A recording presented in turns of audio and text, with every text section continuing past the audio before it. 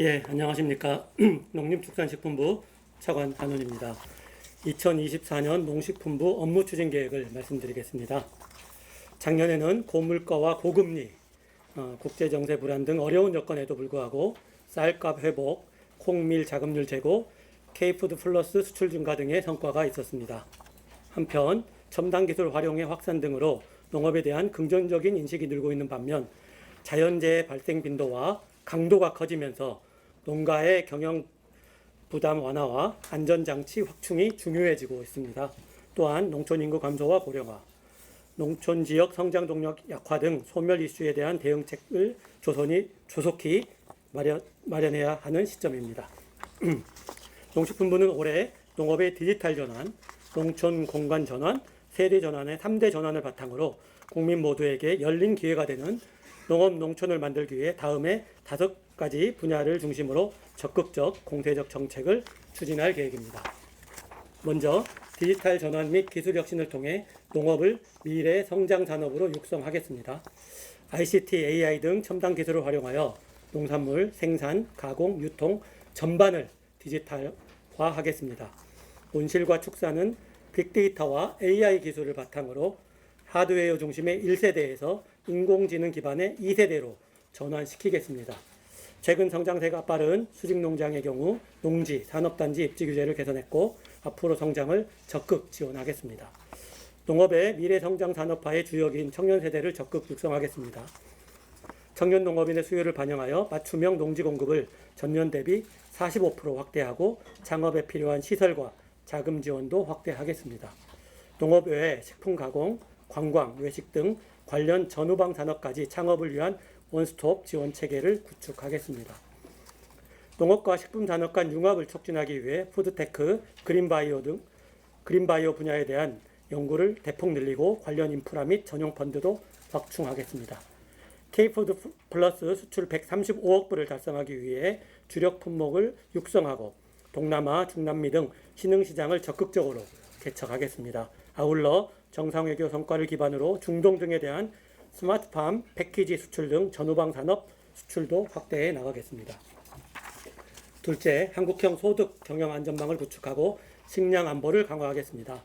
농가의 소득 안전 기능을 강화하면서 선택 직불제 확대를 통해 농업 농촌의 공익 기능을 높이는 방향으로 공익 직불제 기본 계획을 연내 수립하고 관계부처와의 협업을 통해 농업 재해에 대응한 복구 지원 개선 방안도 상반기에 마련하겠습니다.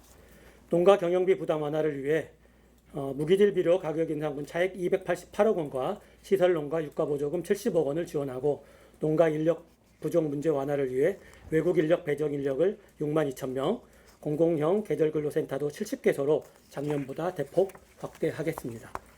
주요 곡물의 자급률 제고를 위해 전략작물 직불제 단가 인상, 분목 확대를 추진하고 생산 단지와 비축 물량도 확대하겠습니다.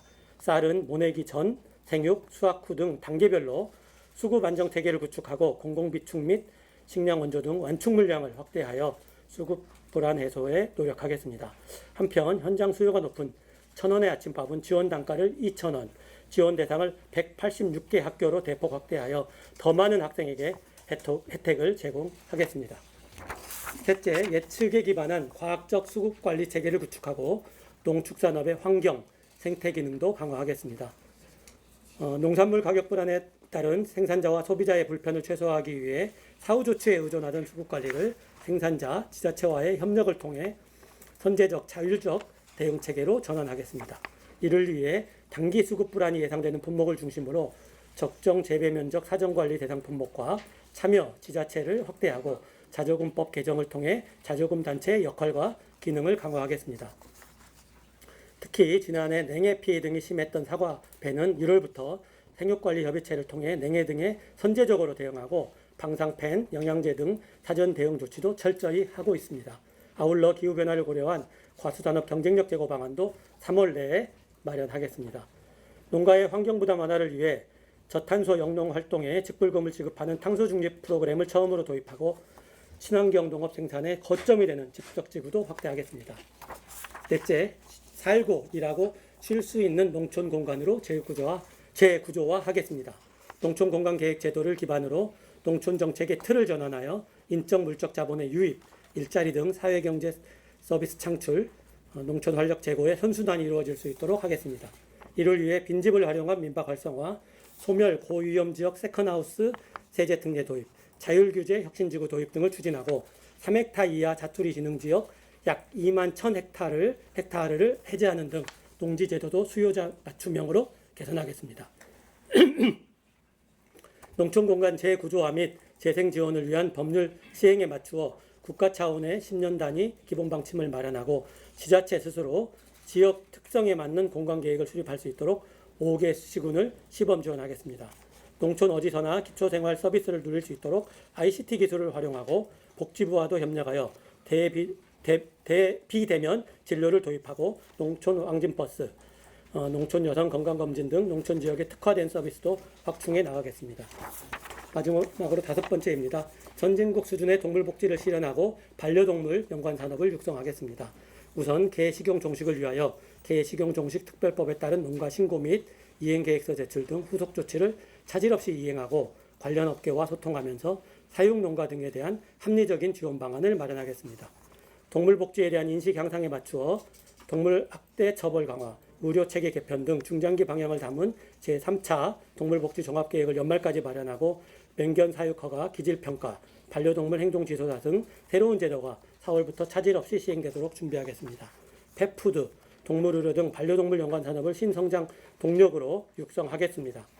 반려동물 연관 산업 육성 법률을 마련하고 동물병원 진료 절차 표준화 및 진료비 개시 항목 확대 등을 통해 반려동물 양육자들의 진료비 부담도 완화해 나가겠습니다. 이상으로 2024년 농식품부 업무 추진 계획에 대한 설명을 마치겠습니다. 감사합니다. 네.